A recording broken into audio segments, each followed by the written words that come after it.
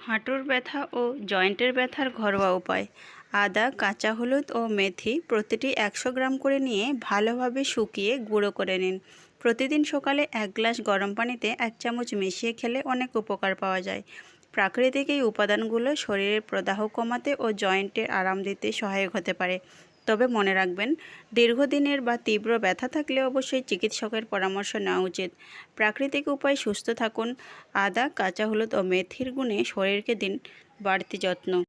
আমাদের চ্যানেলে আপনি জানতে পারবেন প্রকৃতির দেওয়া খাবারের গুণাগুণ, কোন খাবার কতটা পরিমাণে খেলে শরীরের জন্য উপকারী, কিভাবে খেলে সর্বোচ্চ উপকার পাওয়া যায়, সব কিছু এখানে সহজভাবে তুলে ধরা হয়।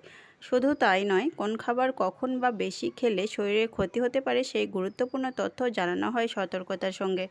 স্বাস্থ্য সচেতন জীবনযাপনের জন্য সঠিক খাবার বেছে নেওয়ার নির্ভরযোগ্য গাইড পেতে আজই এখনই আমাদের চ্যানেলটি সাবস্ক্রাইব করুন এবং নিয়মিত আমাদের সঙ্গে থাকুন। ধন্যবাদ।